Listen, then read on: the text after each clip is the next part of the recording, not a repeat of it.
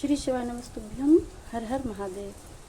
तो आज मैं ये बात करूँगी कि कुछ मैं कहना चाहूँगी अपनी बहनों से कि जब हम सिंदूर चढ़ाते हैं माता रानी को तो उनसे कैसे सिंदूर लेना चाहिए।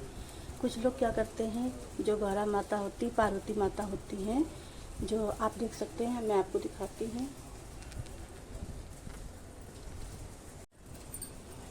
ये शिव परिवार है। तो आप देखिए माता पार्वती हैं।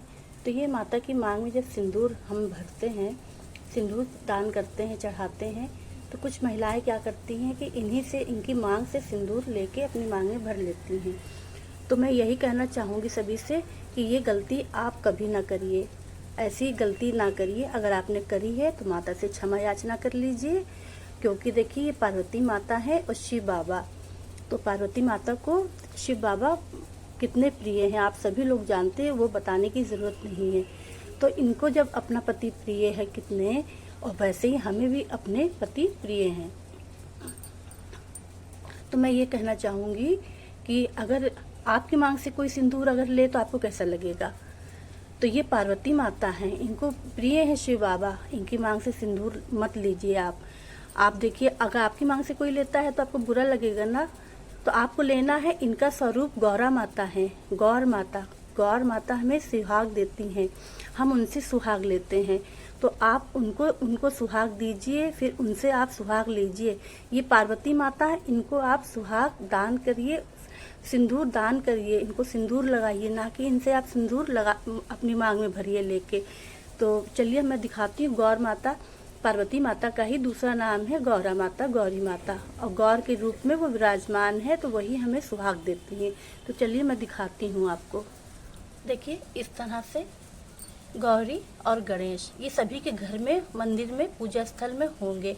ये जनेऊ पहने हैं तो ये गणेश जी हैं, और ये एक है यहाँ पे, तो ये गौर माता हैं।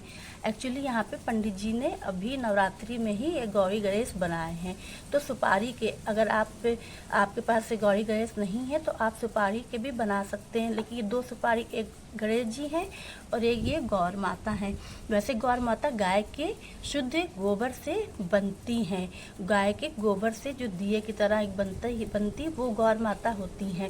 तो उनको हम सिंदूर दान करते, गौरा माता के रूप में, गौर माता के रूप में पूजते हैं और उनको सिंदूर दान करते हैं। उनको सिंदूर चढ़ाते हैं पहले 5 बार, 3 बार, 5 बार, 7 बार आप चढ़ाइए। फिर आप उनसे जो है 3 बार लीजिए या 5 बार लीजिए, अपनी मांग में भरिए लेके। ऐसे करके, ऐसे आपको चढ़ाना सिंदूरा से, चाहे जैसे भी सिंदूर आप चढ़ाइए, पहले इनको चढ़ाना है। फिर इनसे जितना आप चढ़ाएंगे, अगर 7 बार आपने चढ़ाया है तो उससे आपको कम ही आप अपनी मांग में भरना है। 7 बार चढ़ाया है तो आपको 5 बार या 3 बार भरना है। अगर 3 बार चढ़ाया तो एक ही बार आपको इनसे लेना है।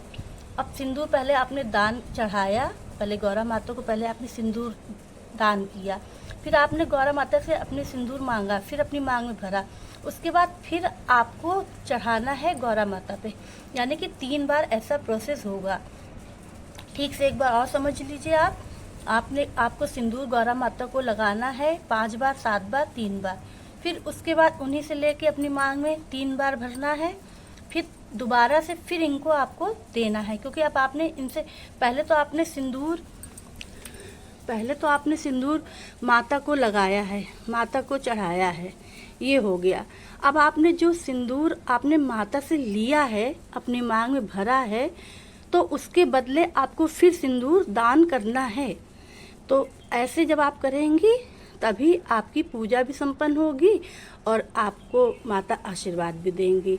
तो अब आपको समझ में आ गया होगा, कभी भी माता के माथे से सिंदूर नहीं लेना चाहिए। आप देख सकते हैं गौरी माता है, दुर्गा माता है, तो लोग इनके माथे से भी सिंदूर ले लेते हैं। तो ये माता के से मत लीजिए। आपको लेना है तो माता के चरणों से लीजिए, चरण में भी टीका लगा होता है तो उनसे लीजिए, लेकिन जो है माता को सिर्फ आप सिंदूर सुहाग की चीज़ें दान करिए, आप चढ़ाइए। आपको गौरा माता से सिंदूर लेना है। तो ठीक है, वीडियो अगर आपको पसंद आई हो तो प्लीज़ लाइक ज़रूर कर दीजिएगा और ज़्यादा से ज़्यादा शेयर करिएगा, ताकि ये वीडियो ज़्यादा तक लोगों तक पहुंच सके और लोगों को जानकारी मिल सके। श्री शिवाय नमस्तुभ्यम। हर हर महादेव। जय माता दी। और दोस्तों आप मेरे हाथों को मत ध्यान दीजिएगा, क्योंकि मैंने अभी अभी बर्तन मंदिर के पूजा के साफ़ करे हैं, जिसमें दिए वगैरह काफ़ी काले रहते हैं, तो उसी से जो है मेरे हाथ ये काले हो रखे हैं, तो वो मैं घर जाके साफ